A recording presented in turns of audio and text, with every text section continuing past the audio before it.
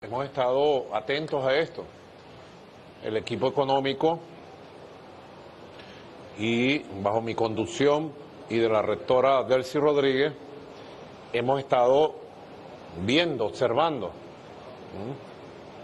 Es una verdadera guerra nuclear, comercial y económica contra el mundo entero. Todas las consecuencias son negativas, de corto, mediano y largo plazo. En esta guerra no hay nada positivo. Y esto es una guerra de perder, perder. Aquí nadie va a ganar. Esto es una guerra de perder, perder. Ya lo ha advertido el gobierno de China con mucha claridad. Lo ha dicho el gobierno chino con todos sus voceros. En las guerras comerciales y económicas nunca hay ganadores. Esto es una verdadera guerra. Las consecuencias es la pérdida de miles de millones de dólares. En primer lugar, de las empresas más poderosas del mundo, de Estados Unidos, de Japón, de Corea del Sur, de Asia y de todo el mundo. Ha sido golpeado el mundo entero. Esto es un tema de temas, esto es un temazo que está marcando este momento y va a marcar un periodo de la historia económica. Yo he estado trabajando todo esto con economistas, historiadores, leyendo, mira, he estado leyendo este libro que lo recomiendo, El malestar de la globalización, de Joseph Stiglitz. Es un libro que ya está curtido en años, pero ya Joseph Stiglitz decía que el capitalismo como está es inviable, que en sus distintas modalidades, sea capitalismo globalista, que llaman neoliberal, o sea capitalismo proteccionista, no es alternativa para la humanidad. No se puede pretender romper la convivencia mundial, económica y comercial con una guerra de aranceles que no tiene ni pies ni cabeza y que castiga a la humanidad completa. Castiga en primer lugar al pueblo de Estados Unidos. En Estados Unidos, María Antonieta, están hablando de que esta guerra comercial ha autoinfligido un daño grave a la estructura económica y a la riqueza de Estados Unidos. No lo digo yo, estoy repitiendo lo que están diciendo analistas, expertos, medios de comunicación estadounidenses. Y nosotros estamos haciendo un seguimiento para blindarnos frente a todas las circunstancias previsibles. Todas las circunstancias previsibles. Afortunadamente tenemos un plan. Tenemos 13 motores en marcha que deben seguir produciendo, funcionando para la economía. Tenemos una unión empresarial productiva nacional sólida, con grandes consensos, y ya nos hemos adelantado para dar respuesta a esta guerra mundial que profundiza las asimetrías. Ha habido distintas épocas. La primera época de los últimos 80 años después de la Segunda Guerra Mundial, que hubo los acuerdos de Bretton Woods. Deben ser estudiados los acuerdos de Bretton Woods, producto de la negociación mundial que hubo de los países triunfantes en la guerra para convivir en el desarrollo de la economía, convivir en el comercio. En los años 70, Estados Unidos con Nixon rompió los acuerdos de Bretton Woods y quitó el patrón oro como el patrón que medía a todas las naciones para ver la fortaleza de su moneda, e impuso el dólar como moneda mundial sin patrón oro, sino la maquinita. Y se abrió el tiempo que llaman de la globalización. Después vino la época del neoliberalismo, en la época Reagan, los años 80, y Margaret Thatcher. Luego vino la caída de la Unión Soviética y creyeron ellos que podían imponerse. Aquí en América Latina vino el ALCA, lo que llamaban ellos la área de libre comercio de las Américas, el Fondo Monetario Internacional, el Banco Mundial, que quisieron imponer un modelo único y que todos los países se abrieran. Y se conformó el sistema actual, la Organización Mundial de Comercio.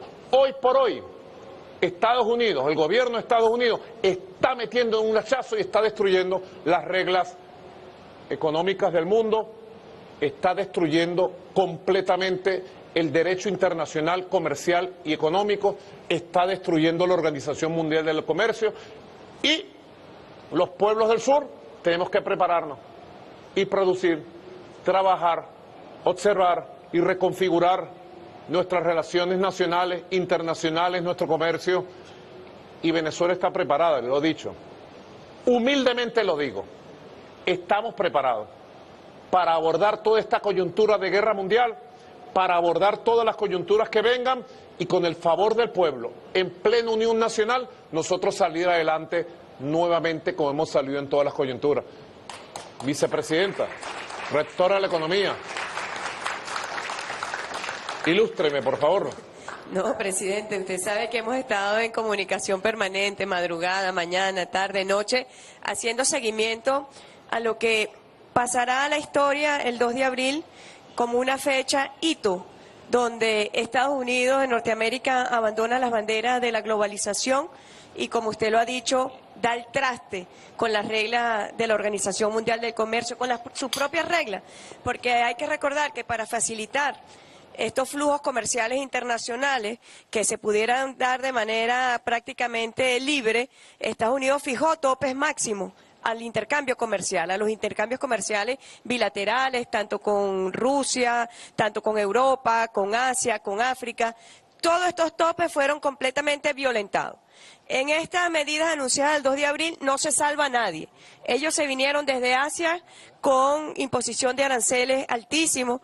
Si nos ponemos a ver, a Vietnam 47%, a China 34%, a la India 26%.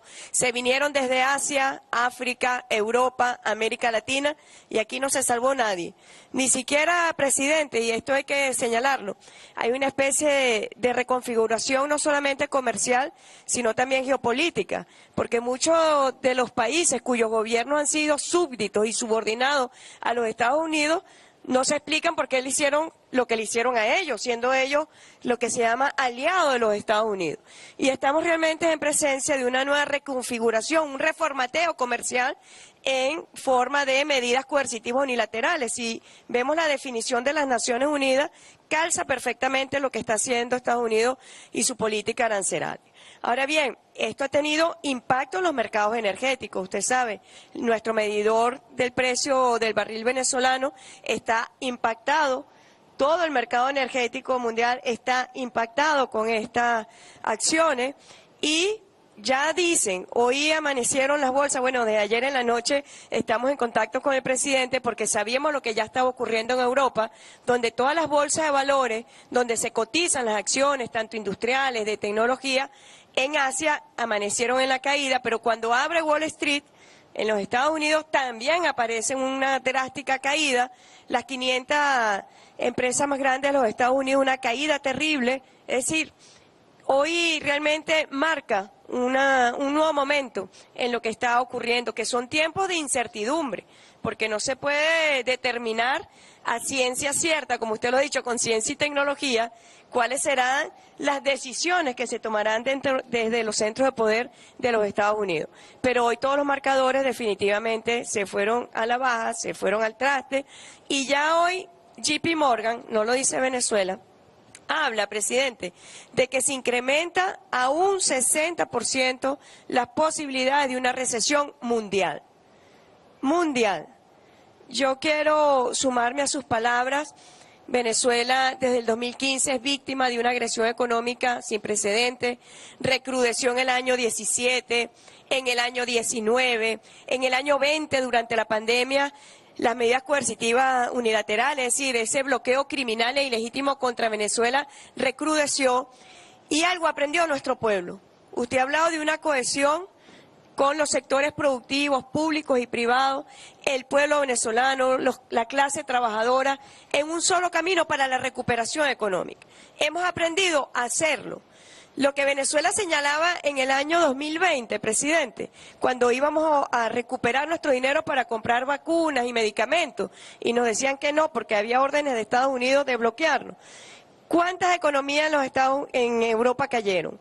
¿Qué pasó en los Estados Unidos? ¿Cuántos gobiernos fracasaron y perdieron sus elecciones producto de esa situación? Y Venezuela de pie, con humildad, modestamente, pero de pie hemos aprendido a hacerlo. Y usted lo que está haciendo hoy es convocarnos a mantener ese camino de recuperación. Esa pregunta que tú has hecho, Dercy, ¿cuántos? Yo te diría que todos, incluyendo Donald Trump, pierde las elecciones producto del mal manejo de la pandemia. Correcto. Del enredo en que entraron ellos en la pandemia.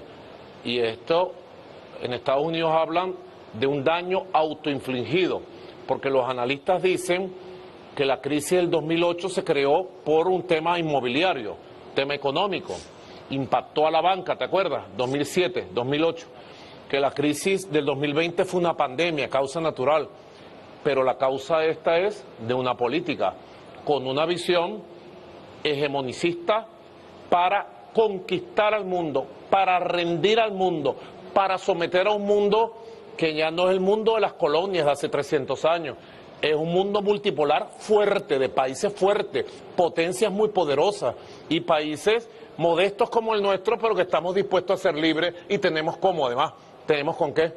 Así es, presidente. Y bueno, la misma China, una gigante. Ya China es hoy la primera economía en el mundo.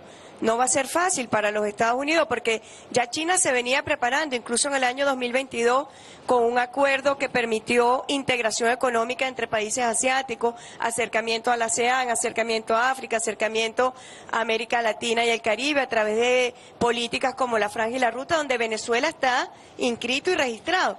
Así que, presidente, considerando estos momentos delicados, considerando estos momentos de incertidumbre que vive la humanidad y considerando que usted siempre ha dado un paso al frente. Usted no ha esperado que nos lleguen los problemas, sino que ha dado un paso al frente para prevenir los problemas. Nosotros queríamos, y en razón de lo que hemos conversado, proponerle que usted declare la emergencia económica en Venezuela que le permita mantener las riendas de la economía y le permita seguir gobernando la economía para proteger la industria nacional, para garantizar la provisión de bienes esenciales y servicios esenciales a la población y que la vida económica nacional siga su rumbo a través de los 13 motores de la economía. Es una idea maravillosa. Correcto. Bueno, aquí recibo oficialmente del equipo económico la rectora de la economía. Aquí está. Lo he venido estudiando, redactando. Déjame verlo por aquí. Vamos a ver. Es un recurso constitucional que utilicé plenamente en el año 2016. Utilicé en el año 2020, cuando llegó la pandemia. Una declaratoria de emergencia económica donde asumo funciones especiales, constitucionales extraordinarias para avanzar en la defensa de la economía venezolana, en su impulso, en su desarrollo y tener todos los instrumentos que además tenemos en consenso con todos los sectores productivos del país. Iremos explicando paso a paso para nosotros salir airosos también, como salimos 2016, como salimos en la pandemia. Quiero recordar, nosotros fuimos el país número 1 del mundo que declaró una cuarentena radical voluntaria en Venezuela, nunca fue obligada. Mucha gente decía, pero Maduro se volvió loco. No, ya habíamos estudiado científicamente el tema. Fuimos el primer país del mundo que se puso tapaboca. La primera autoridad pública del mundo que se puso un tapaboca fue Nicolás Maduro Moro. ¿Ustedes saben cuándo? El 13 de marzo. Mucho antes. Mientras en Estados Unidos y en Europa debatían que el tapaboca sí, que el tapaboca no. Esto no amerita debate. Hay que protegerse. Y yo me dedicaba personalmente a cuidar a la gente. Hagan esto, hagan aquello. Fuimos el primer país del mundo que decretó atención a los casos leves, moderados y graves. Aquí se atendió a todo el mundo. Fuimos el primer país del mundo que, junto a nuestros hermanos de Cuba, del ALBA, de Nicaragua, bueno, y China y Rusia, que empezamos a vacunar al 100% de la población. A pesar de las sanciones, tuvimos las medicinas, los tapabocas, los antivirales y después vacunas rusa, china, cubana. ¿Ah? Y salimos como un modelo. Ahora, lo que está pasando no es por causa natural, sino por causa geopolítica. El deseo, la ambición de dominar y rendir y sancionar al mundo. Están sancionando al mundo para rendirlo a sus pies. Venezuela, la digna, nosotros, como parte de esta América Latina rebelde, aquí tengo. Mañana firmaré el decreto constitucional de emergencia económica para proteger y defender la economía de toda Venezuela, de todos y de todas. Y lo explicaré. Yo siempre repito la frase de José Gervasio Ortiga. Ahora que hay la cumbre de la CELAC en Honduras, creo que José Gervasio Ortiga retumbará con su palabra cuando nos dijo para todos los tiempos: no esperemos nada sino de nosotros mismos. Y yo descubrí, Alfred Nazaret, en una carta de Bolívar del año 1821, marzo del año 21, cuando se estaba rompiendo el armisticio que firmó con Morillo, y ya en el 21 iba rumbo hacia Carabobo, la campaña de Carabobo, Bolívar dijo algo parecido. ¿Ve? Hay quienes creen que España decidirá la suerte a favor de nuestros países, algo así. No fiemos nuestra suerte a nadie, sino a nuestras propias fuerzas, dijo Bolívar. Yo lo digo hoy, cuidemos a nuestro país, cuidemos a nuestra América, cuidemos a nuestro mundo, tenemos el plan, la voluntad, el amor y la capacidad suficiente para salir adelante.